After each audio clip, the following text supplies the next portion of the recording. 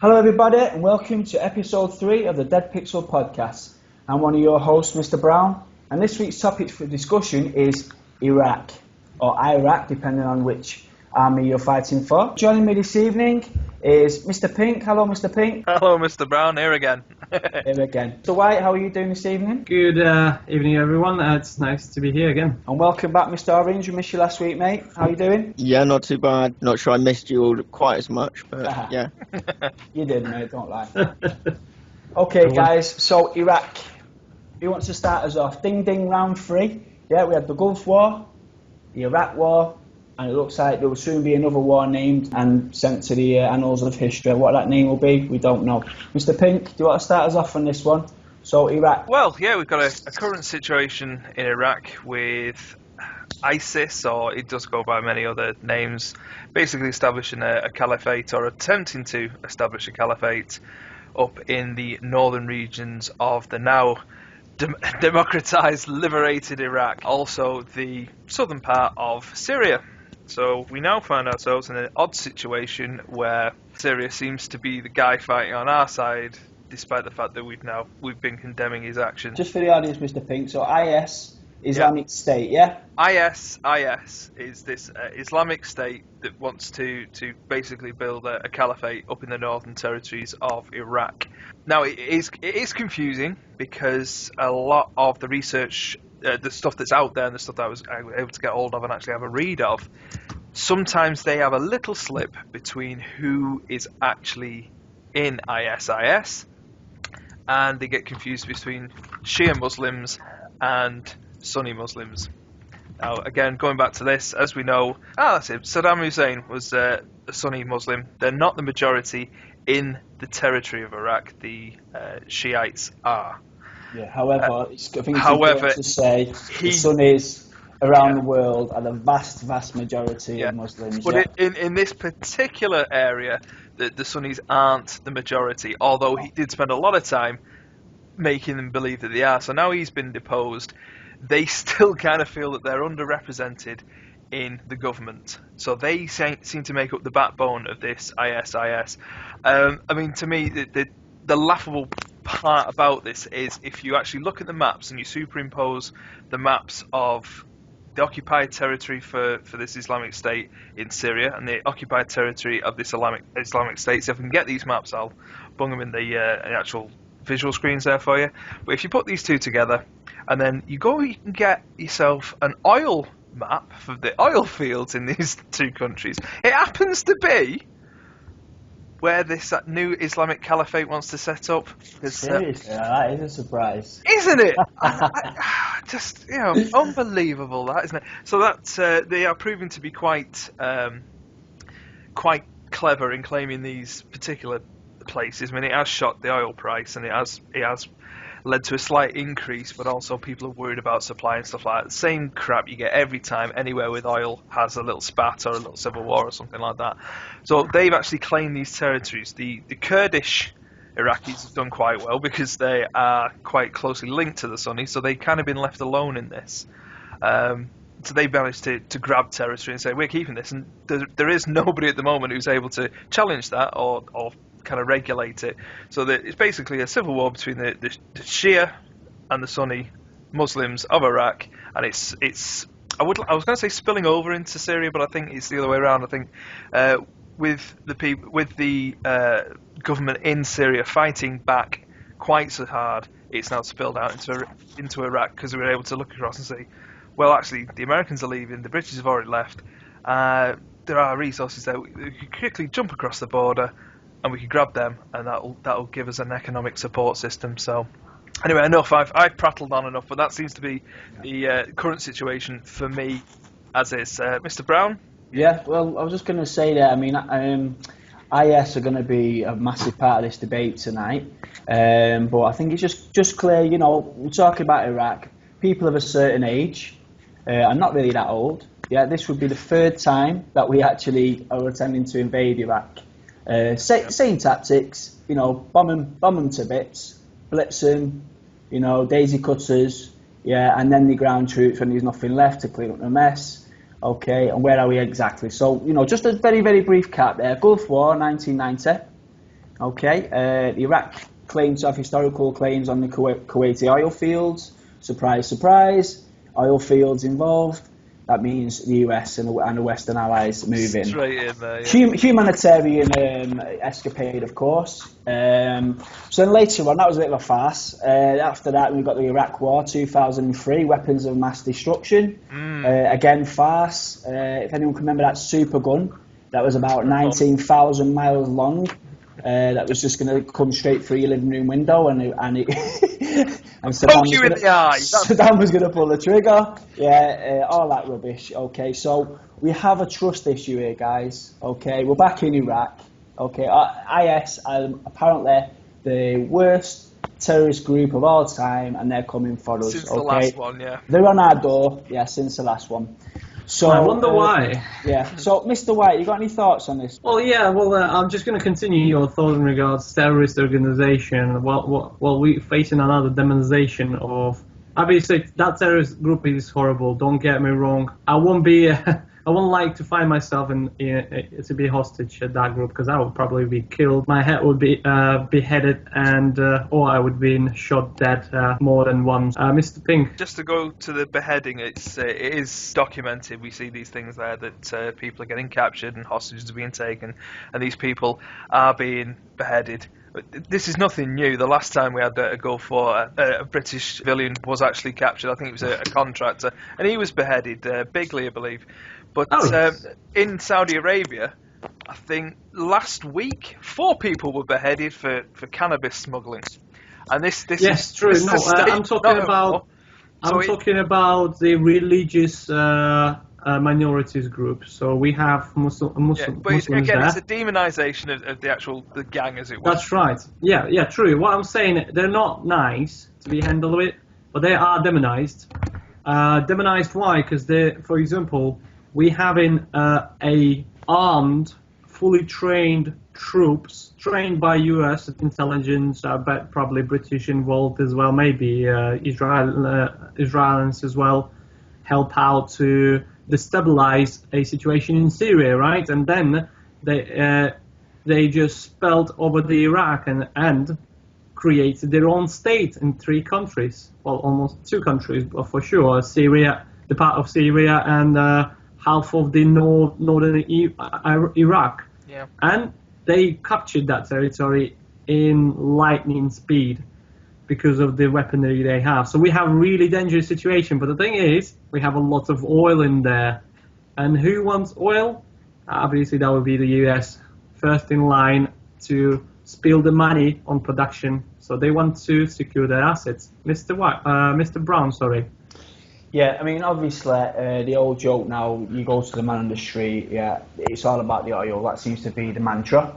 And yes, it is. Yes, it is about the oil, but it's also about a militarized presence in the US, and it's also about having a destabilized Iraq for future wars on Iran. These are not conspiracy theories, yeah. Iran's the big goal there. Iraq's been done away with, and it looks like Iran's sort of on the horizon. So it's very, very much a case of destabilising Iraq in many ways, yeah, divide and conquer. Oh no, Iraq's in turmoil. What's the best solution? I know, a permanent military base. Oh, just so happens that permanent military base is a fantastic platform to invade Iran. I mean, honestly, this is not conspiracy. This is just military. You know, this is just military. But yes, I agree. It is about the oil fields as well, Mr. White. Mr. Orange, just before we move on to ISIS, because it looks like no matter what we bring up here, we're getting dragged into IS, and that's fair enough. But just before we go on to IS, Mr. Orange, is anything you want to add to the whole previous Iraq invasions? Anything from when you were a small boy, the lies you were told? Any happy memories? Happy memories of George Bush Senior. Oh my! You know, and the tanks. Now, guys, just before we do start, Mr. Pink and Mr. White are tank experts, and now my oldest memory of the Gulf War is all them tanks. Yeah. What Schwarzkopf? Dug in. Watching all those tanks of the Iraqi army dug into the sand, waiting for watching those tanks. to see other tanks, waiting for them to come across, and Schwarzkopf going, for two "We'll just tank hit them with these experts, cruise missiles." for two tank experts, you must watch that on YouTube over and over again. Yeah, there is only one thing comes to terrible. there's only one effect I have seeing Iraqi tanks is just a tear on my cheek because they are so old and so Right. so out of date. So I do apologise, Mr. Orange. Yeah, go on, reminisce for us, my friend. Reminisce. Well, I mean, I guess I was too young to remember a lot about the first Gulf War, but I do remember it. At least with that one, there was maybe a little bit more of a legitimate reason behind. I wouldn't say it was illegitimate, but it wasn't as farcical as the second one. The I'd say, WMDs. which weren't there. Pretty much knew before that they weren't there. And I'm pretty sure all of the governments, they knew they weren't there, but it was convenient to go in, and I think they thought, well, it'd be forgotten. Basically, these days, with those two wars, I consider it a bit of a joke, and we have had a bit of a laugh tonight. But that is unfortunate because the situation today is people are getting beheaded, people are getting killed. Okay, they are products of our previous escapades. Mr. Pink. Just to go into, I mean, the first one, yeah, there was not reason enough, because believe me, there's not reason enough to go and kill thousands of people. But he was given a deadline to remove himself from Kuwait. He didn't do it. The American cavalry went in, Valkyries blaring, helicopters all along, like Apocalypse Now. But remember, at the end of that, they chose to leave him in power. They said, we are better off with Saddam Hussein in Iraq because we can talk with him and negotiate with him, and we're better off. He will be more of a stabilising factor, and we don't want to destabilise this area. And they made that choice. And to then go back years later and say, oh, well, he's evil, and yeah, we know he's got these weapons. I think I remember our government said, we know he's got these weapons. How do you know? We've got the receipt. So you sold him weapons and you knew he was nasty. Yes, well, it's not us, it's him. To then go back in, remove him, wreck the country totally this time, and then, I mean, fair enough, you brought the point up that America would like a nice permanent base there, but once they get these things, they go, oh, they cost a lot of money, and oh, we don't like paying for that, and then they wander off, and they have, in this case, they've left the Iraqis without a properly trained army, and they haven't got a properly trained army, and they can't solve this situation themselves, and that's not a state to leave somebody in. I think the withdrawal is pretty much rushed. I mean, our withdrawal from Afghanistan has taken a lot longer than you never forget there is, sometimes there is a false reason behind the withdrawal. We just want to withdraw this army so it shows that you need us, so we can come back on the more. It's backfired this time. No, it hasn't. It hasn't backfired at all. If they're in a worse situation without them than they are with them, yeah. Then what they're going to say, you know what, we're going to have to make a permanent base. We gave you the chance. We gave you the chance with your tin pot army that we trained. Yes, your tin pot army that we trained. And we knew that was going to be completely overrun as soon as we left. Yeah? We've literally destabilised Iraq. Iraq's no longer one state. It's about 30 states run by warlords and terrorist groups. I use terrorist obviously in inverted commas. Oh, look, who do you need? Who are you going to call? Yeah. But this time, you pay the electric for the base. You pay us to be there and be your safe guardian, and we'll take a nice 10% cut on that oil there. That's you're probably right in saying that. I am just amazed at the speed with which they withdrew and said that they had a working army. No, I cannot hand on heart believe that. But I think But do you think? Sorry, I was just going to say, do you think the if it wasn't for ISIS or anything as strong as that, would that army have been shown to be so fallible? I mean, do you think it could do for general, for general purpose?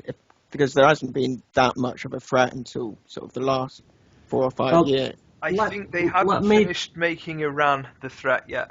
Because Mr. Pink, we have to go in and save this fledgling army and this fledgling state that we liberated beforehand against these nasty Iranians. But the Iranians, again, have backed down. As soon as they got America's looking at you again. They could see there next on the dessert tray. So they went, all right, hold on, send your inspectors in. But Iran seems very, very good at negotiating and getting itself out of the sights of America. And let's be honest, you've got George Bush Sr. and George Bush Jr. both on record saying they are going to Iran, and that's their mission statement. Yeah, but they are good guys, aren't they? Because they do the ice bucket challenge, don't they? Oh, yep. Well, they are. It's such a, well, that's what we're talking about. They're doing the ice bucket challenge for the charity, but they destroy country and put them in ruins. Killed millions of people because of them. Because of their action, their choice. Country. And it's just unbelievable, and the amount of money they lost and everything, it just went viral, is it? Just because of them. Yeah, okay, guys, so I'll tell you what. IS, we've been fitting around the margins. Let's go straight in. Let me just start off with ISIS. For people that don't know, it stands for Islamic State.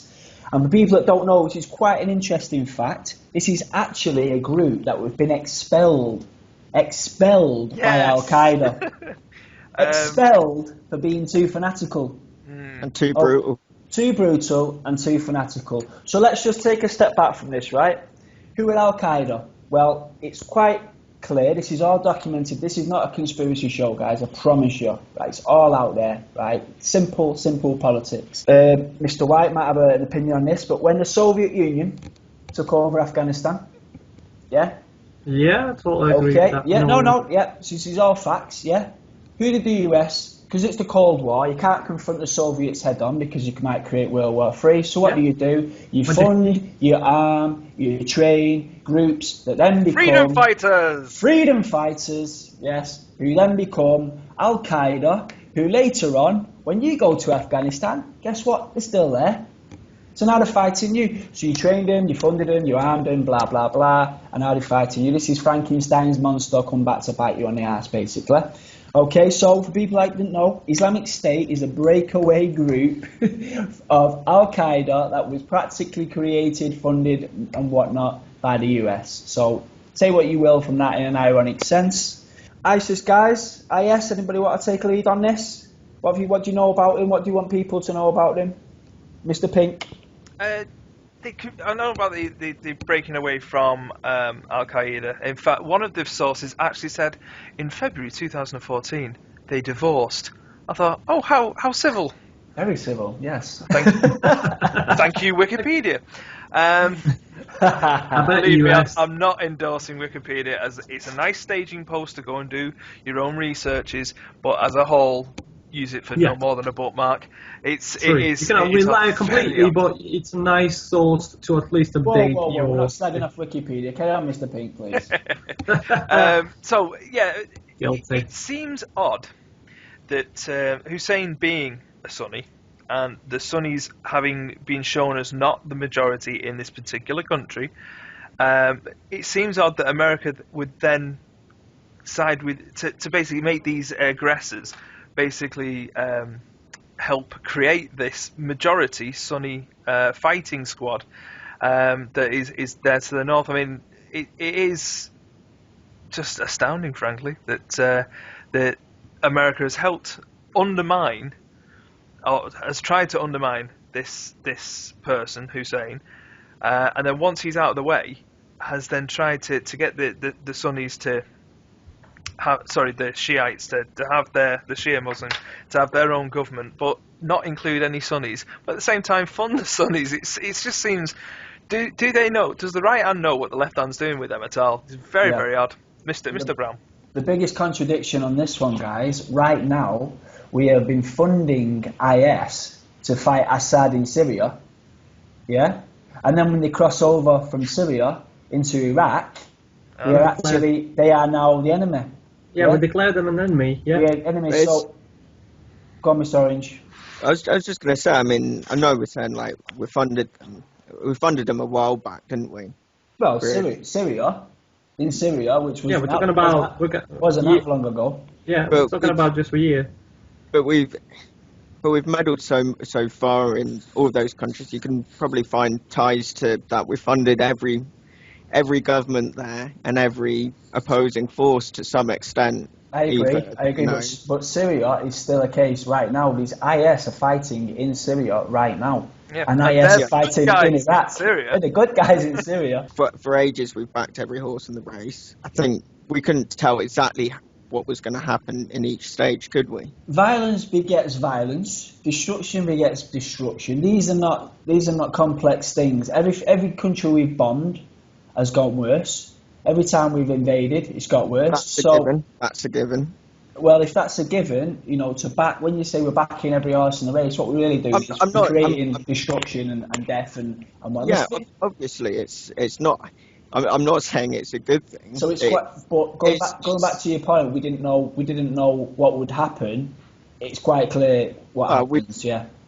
For me personally. Overall. Yeah. Well, for me personally, what they weigh up. Sorry, Mr. Ping, just one more.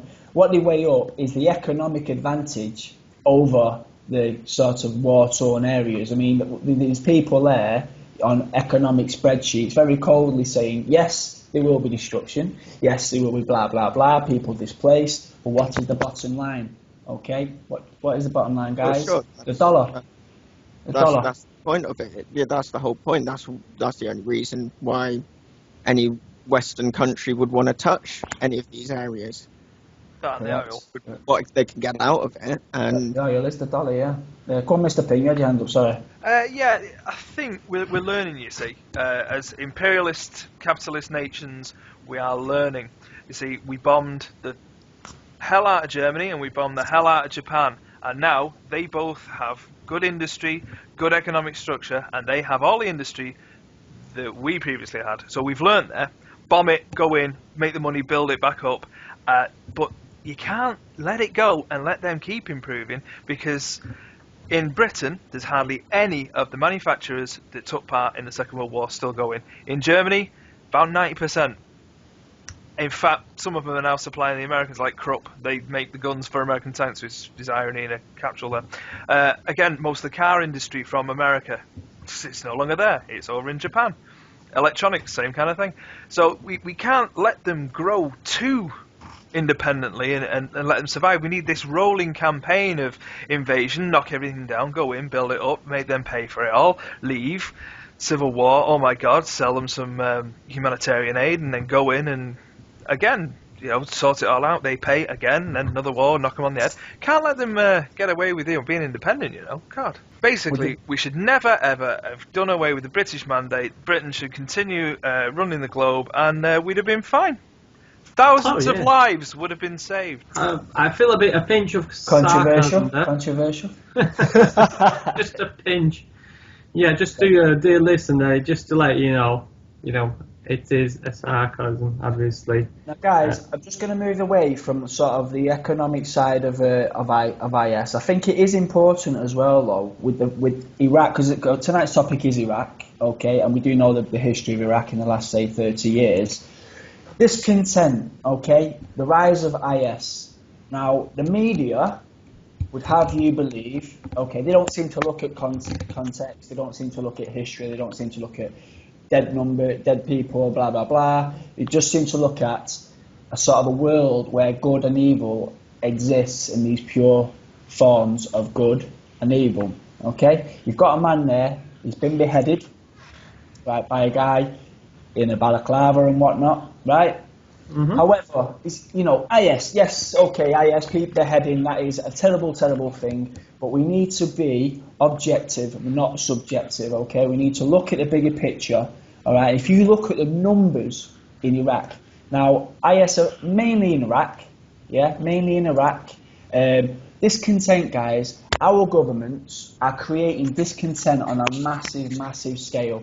Now, Iraq is probably the daddy of them all. Between, say, the Gulf War and the Iraq War, with sanctions and war dead, we're talking about 2 million people dead, right? 2 million people dead to bring democracy, right?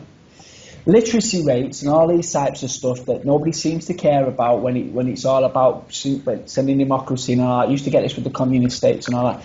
Literacy in Iraq, things like, social sort of benefits and that, were actually quite high. The standard of living for Iraqis were quite high. Yes, they were under dictator, been under a dictator for absolute donkey's years, a dictator that was once our ally.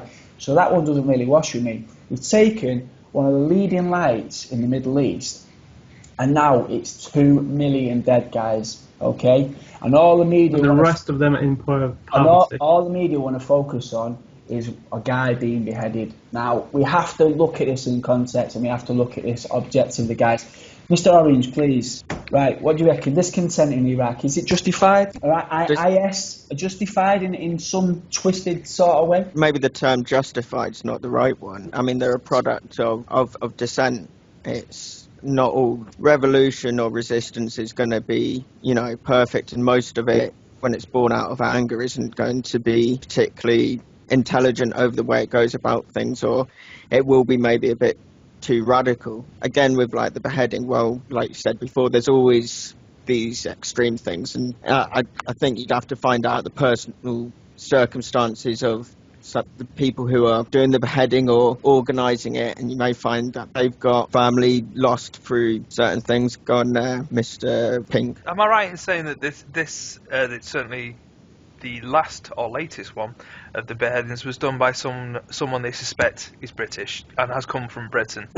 With a British accent, So- yeah. Suspect, yeah. So we can't really say, oh yes, he's gone through hard times in Iraq. He's come over there to create to get he's away. been radicalised. He's been radicalised. You can look at another country, feel at one with that country. You might live on a cloud nine. But if you feel like your kin He is just being fancied murdered, getting away with killing somebody, and he's getting away with it.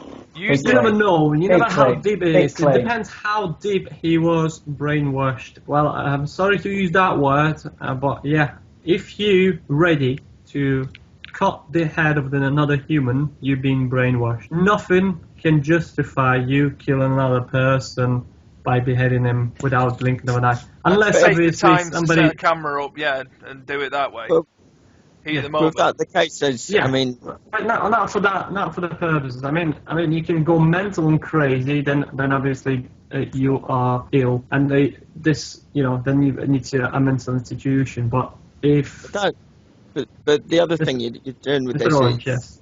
or the media is doing with this, is saying that this is representative, and it's just like you say, it's one person. It could be someone who's just like some nut job who's formed this opinion that they've got a relationship with this cause and There you go, yeah. and joined it. There is But a fact They're just from the Foreign Office. There is a statistic of people, of British born or British citizens, people, not with the names, but there is amount of people that by the British intelligence, been told that there is around thousands of people from Britain went to Iraq. So we're not talking about one representative that just been translated on the camera, which that's what happened at that time, but we don't know what was he's involved more. We just seen that, and that's true. But the thing is, there is a lots of people that has been radically. How many was on that list? But as far as I understand, guys, this is unofficial information. But as far as that, from reading the newspapers, it could be up to 1,000 people from Britain. which on the grand scheme of things That's is not a peanuts. lot. Yeah, but one Yeah. out of the 1,000 did a beheading, so it's hardly a representation of everyone in ISIS, is it? Which is being And made not- out to be. It's like, And not only that have as your well. Crispies, chop a head off. That's what we're looking at. And not only that as well, this British accent. Could've gone to school the guy had a balaclava on. That could have been dubbed. They might have chose, exactly. they might have chose somebody with a British accent simply because he spoke English. Like the Australian one, yeah. Yeah, for me personally, whether you radicalised in Britain or radicalised in the blood and thunder of Iraq, there's something that's radicalising you, and I think people are not willing to accept what this is. All they're willing to discuss and try and snuff out is the end game, the end product. Yeah. Boris Johnson, man. Boris Johnson, yeah? Uh-oh. Because this guy got beheaded, right? This is one of our leaders, okay? His Man. advice, okay? His advice is to go to Iraq and do a load of bombings until this one guy is killed. Now, this is one of our leaders, guys. if we can't change tactics, okay, after the Gulf War, after the Iraq War, if our leaders are still saying, what, you've killed a Westerner, one Westerner, what, I'm not going to take anything to contact, I'm not going to say, right, let's go over there and let's bomb them again. Is it not time to change tactics, guys? Mr. Pink? True. Obviously, they're not learning yet. But no, Yes, in all seriousness, I was being serious. I wasn't when I said that, but there you go. The point being that once we have taken the power of the people that were actually in power at the time, so we deposed Saddam Hussein and we've deposed the Sunni majority government that was under his control, under his dictatorship, and had been for, what, 40 years, since 1970 odd till 2000? So, yeah, 2008, so around about 40 years.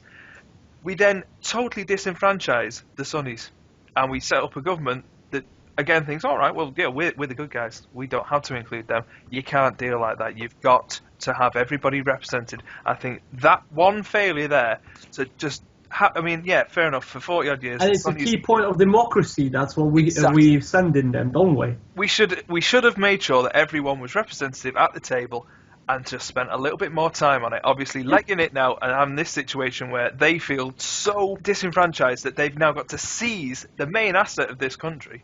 And as you said, as Mr. Brown has said, the literacy, the healthcare. I think at one point they were one of the leading lights in healthcare, same as education. Education. The university is renowned throughout the Middle East.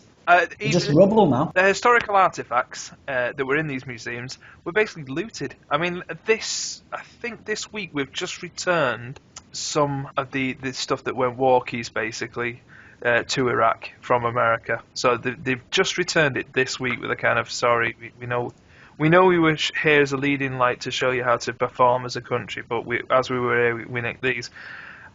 You can't have the guy teaching the lesson be that guy. So I think America really got to take a back seat on this one. Yeah, I like what you've said there, Pink. Just amazing in regards to, yeah.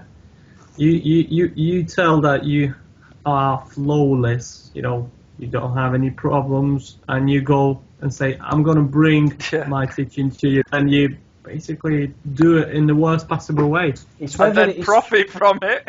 Well, it's whether that was the intention all along. I mean, this is the thing. Nothing points to the fact, nothing at all, apart from the rhetoric and the ideological bollocks, points to the fact that there was any real attempt to bring down a dictator for humanitarian and undemocratic reasons, then bring everybody together and have a democratic election and create a new democratic leading light in the Middle East. Other than the rhetoric, there's no evidence whatsoever that this was ever part of the plan. Yeah, that's right. Yeah. Can I, Mr. Brown, in regards to it, you know, remember 2003 when the invasion became all the news were shouting about mass weapons of mass destruction. You can hear that word about 100 times a day. Terrorists. Saddam Hussein is a killer, mass murderer, and that kind of stuff, you know. And we don't bother about the African countries, Asian like Congo now, where the dictators literally slaughtering people, you know, and there is proof for it. And then we go into the Iraq on the false, under the false statement. It's just unbelievable, you know. Yeah. That makes me shocked. That means anybody can come with the power to my family with the false reasons and just, you know, do their judgment. Mr. Brown. Yeah, just in regards to Africa, I think the biggest thing, the big difference is that the African minerals and the African gold and diamonds is already a market. I mean, these are very, very expensive luxury goods. So we've already got that market wrapped up because it's only the West that can actually buy these things. So no matter what kind of dictators or what kind of, you know, oligarchs are involved in elites, tribal chiefs run these countries, they rely, because of what they actually produce, natural products, only the West can buy. So we don't have to worry about all that because we are the market. When it comes to oil, the world is the market. every nation state runs on oil, and I think that is the big difference why we're so sort of we've got competition. Every state runs on oil. India, China, Russia, yeah, parts of Africa, Nigeria, yeah. If they got their acts together, they could take the oil. They could do deals. They could bargain this and that. And I think oil is the end game really for it. And I think that's the difference between sort of Africa and the Middle East. Yeah, it's just a resource. It's a finite resource that is running out. Yeah, and whoever the neocons basically believe whoever owned the oil run the world. Yeah, so you cannot have it shared out equally, because then you want to get the most profits. Blah, blah, blah. All this is stuff we already know. Everybody knows about the oil, guys. Yeah? Yeah, definitely true. And the false reason, remember, to find a different source of the energy. Remember the program by Bush, billions and billions of pounds? You remember? Can you hear anything about that now? I don't hear that since about 5-10 years ago. Oh, yeah, just after he watched Iron Man. He wanted to make one of those arc reactors. Yeah, I think so. Like Reagan with the Star Wars program. And then he did the ice bucket challenge, get a bit of splash of cold water, and realised, oh shit, that it didn't work. It doesn't work actually. Just put a few billions in there. Where are they, by the way? Also forgiven. Right, I think you've hit the nail on the head there. The real reason that we are going to determinedly, and I'm sure in the next couple of weeks, with the unravelling situation in Syria, and I'm sure once IS have managed to get financial backing and rearmed, regrouped, and then they can push further into the Sunni territory. The Shia territories, and actually take over Iraq, which I think would be a daft move, because that will give green light to Captain America. I think the main reason that we're pushing to go back in is we have had a lot of NIMBYism about fracking here in Britain, so it would be just easier to go somewhere else where no one's alive, and then you can frack all you like. Fracking's coming regardless of this, mate. Regardless. That's right, there's nothing matter. You can go less as opposition, many though. Yeah. As many protests you can want to join, you go, but it's not going to change a thing. The fracking will come well, under your house. You can't protest if you're dead. So yeah. Then you can turn around and use that on the home counties there. Sussex, Ebola arrives, fracking to go ahead. Yeah. So I'll tell you what, as a conclusion, Mr. Orange, you want to take the lead on this one, yeah? Your concluding thoughts and, any solutions that you think may be possible. I know it's a ridiculous question, the solution of Iraq, but what do you reckon? I mean, I'll start with what's going to happen. It's going to be another invasion. I would have thought, but I don't really see what should happen. I can only think ideal world terms for what should happen, and that's definitely not going to happen. Well, go on then, in ideal terms, some of us are idealists in this world. What's the idealist in you? What do you want to happen, Mr. Orange, in Iraq? I think you've got, some kind of democracy there, funded by, we've been there, so we've got a hand in there. We have to do something. You can't just stick your oar in, get what you want out of it, and then leave the place or just use the place for your own gains. I think we'd need to go back in. Well, I mean, we are just normal guys, and we are just discussing what we know and what we think we know, yeah, and our historical sort of lives in regards to Iraq. So, Mr. White? The thing is, in regards to Iraq, even a fairest optimist will become a pessimist after just do a bit of research on it. I think it's the gods forgotten place to be a normal living person there. I'm talking about the lower society, which is majority, right? We're talking about so many poor people cannot provide to their families. In my ideal world, obviously, I would like to see the strong families, lots of production, the extremism eradicated, and just giving the country their own place, their fair place, to decide their own future rather than being, given a plan of what to do. And the thing is, the plan that US gives them, it's just horrible. I think it's the worst plan, just to stabilize in the region. And obviously the most important thing is to stop the crisis now, to stop the bloodshed. But the thing is, my dear listener, I have no idea how do we stop this, because the Americans and the Western world just make it so difficult now. You don't know even where to start. I don't know. Something needs to stop basically radicalism for sure at this point. But I don't want this to go under the false agenda by reclaiming the oil and that kind of stuff. Just stop killing. There are lots of people just been shot dead, and you can see if you go onto YouTube and put there's a mass massacre of people. Okay. Unfortunately, this is the saddest thing.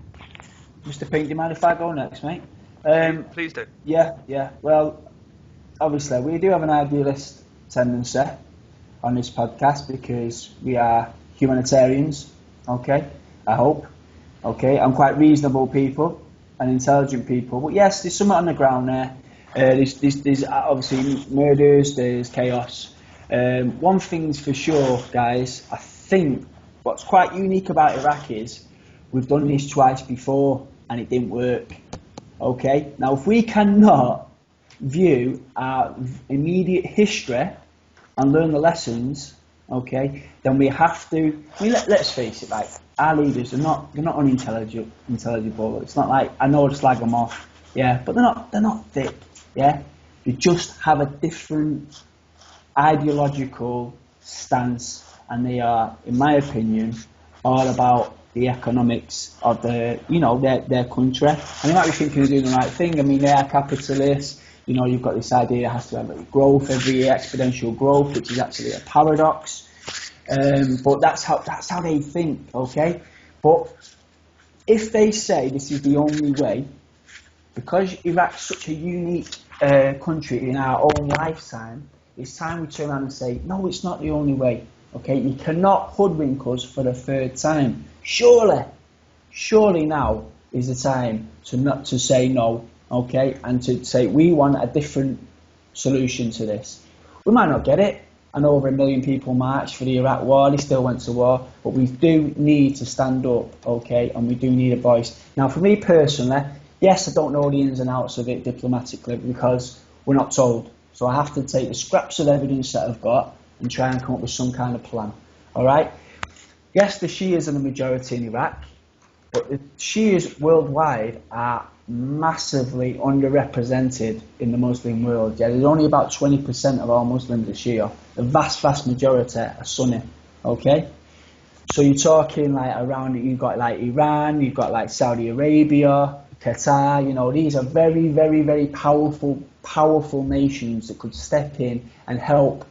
Not in like let's Shia versus Sunni. It needs to be diplomacy between the Sunni world, never mind in Iraq, the Sunni world and the Shia world. There needs to be a breakdown of divisions.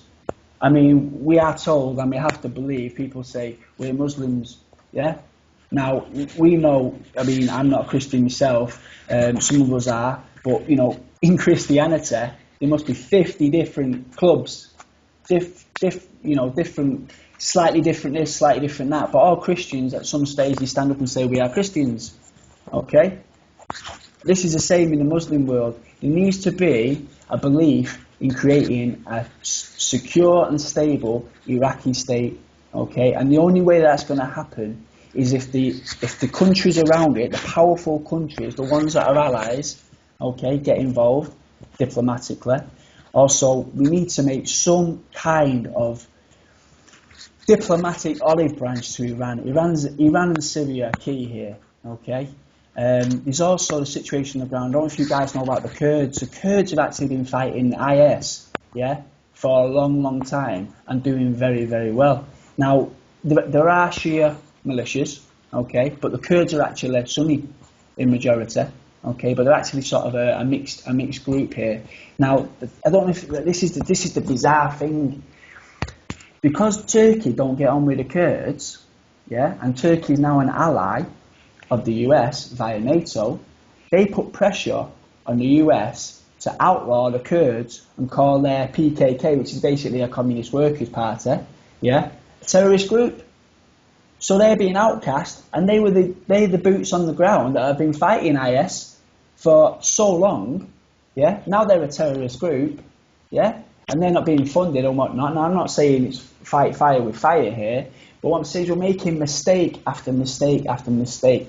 Countries like Turkey, countries like Saudi Arabia, not having any sort of diplomacy with Iran. It's creating a tit for tat, he said, she said, political environment where Iraq is the victim. Now people need to sort of understand that the guy beheading the Western journalist is as much a victim of circumstance of the produce of actions of our governments as he is a bad person. Yes, he's a bad person. It takes a certain type of person to do these things. But everything, you've got to look at everything within context. We have destroyed one of the leading lights of the Middle East, yeah? And within the rubble, there's going to be terror, okay? And we cannot be shocked by it. And we shouldn't be shocked by it. And we shouldn't concentrate on those elements. We should concentrate on the bigger picture. So for me personally, people in the West need to be more educated, yeah? They need to stop focusing on the end product of decades of destruction and saying, oh, look at Iraq, it's full of bad people, look at that guy beheading that guy. This is years of destruction and death, and 2 million people have been killed. Yeah? The West needs to wake up, educate ourselves, and we need to stand up to our leaders. And when they tell us in a few weeks' time or a month's time that we're going into Iraq again to bomb them again, I think we need to stand up and say, no, not this time. Okay, whether they do or not, well, our conscience is clear on the ground. Okay, because us and our government are not the same. What they do is not us. Okay, so anyway, rant over. Mr. Pink, concluding thoughts, please. And here was I thinking I'm going to surprise you and pretty much say what you just said. Bastard. Anyway. No. Well, it's common sense, isn't it? This is the thing. We're talking about common fucking sense. I did want to say, let's everyone stop shooting each other and get around the table and talk, because I've had to say that for Gaza and I've had to say that for the Ukraine. I think in this situation, very sadly, we have missed the boat. We've been in, as you said, twice. Before that, you had the British mandate. Before that, on and on and on and on.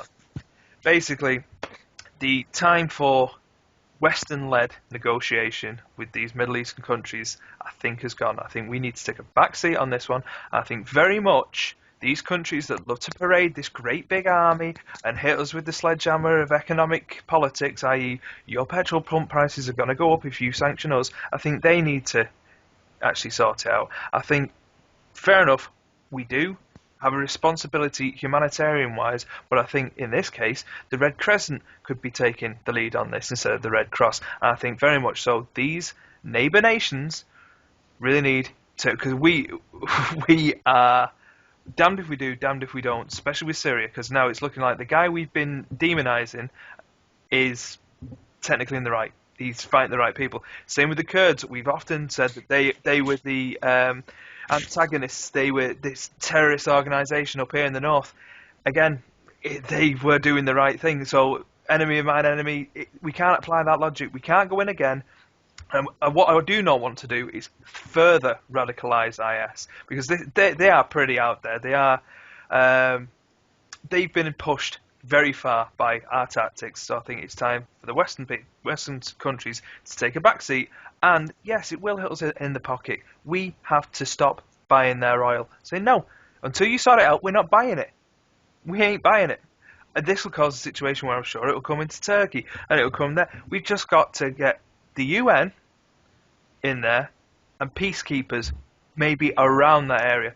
But I think the Arab nations really have to sort this one out themselves, because I'm sick and tired of us having to go in and we're committing people of our own country to go over there, die, not sort it out, have our own governments and the US governments then benefit from it, and then turn around and do exactly the same thing in 5 years' time, when then we bring home radicalised people, like you saw, people getting their heads stabbed to death and heads cut off and whatnot.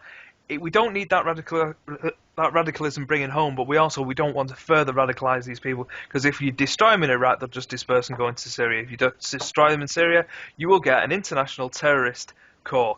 So that's what I was going to say, and surprise you all with this logically well thought out thing. In that case, my thunder's already been taken. I'm saying clone Lawrence of Arabia because he always managed to get them to talk. And while they're dazzled at him, we also get Ernst Rommel, get him out of cryostasis. We go in, kill everyone, take the oil, paint it all pink, get the atlases looking right, rule the world again, peace, harmony. Anyone we don't like, we've now got money to have a space program. They're going living on the moon.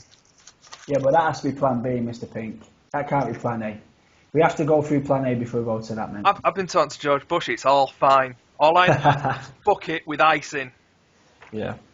No, in all seriousness, it is time to let the the Middle Eastern countries a full reign to sort this out. They probably will not come to something that we like, but if peace can be instilled and these radicals less radicalised and been given a chance at a normal life, because being out there with a balaclava on your head, cutting people's heads off, living on the run, that isn't a real life, and I'm sure 90% of them would like a normal life, probably not the... And they feel like they've got nowhere else to... They feel... You're going to have that 10% that are hardcore nutters who are just using this and will use the next conflict to go out and do horrible things. You're going to get that everywhere you go. But I think these people need to have a chance to actually step down and actually recover and regain some semblance of a normal life. Because if we don't allow them that, their kids will be radicalised and they'll go further than daddy.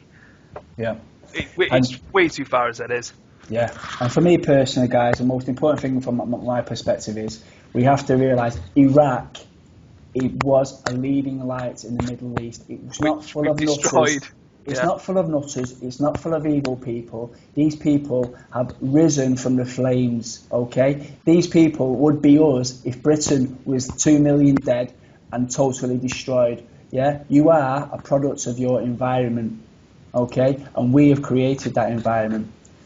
Okay, so for me personally, educate yourselves, guys. Keep things in context. Just don't look at the headlines of this little individual speck of, information and that little individual speck of information. Information is massive on Iraq. In my lifetime, this will be the 3rd invasion. It's all there for you. Read between the lines, and if they invade again, then they are hiding something from us, because even the most ignorant, stupid human being would know that a 3rd campaign of bombing is not the solution. Guys, has anyone got anything else to add? Just to recap, we did have a dictator there, Hussein, and it was quite peaceful. I know that people were disenfranchised, but at least they had a chance at a real life, and it was a place to actually live. And the same thing with Spain under Franco. Dictatorship, left there for 40 odd years, people had a decent standard of living.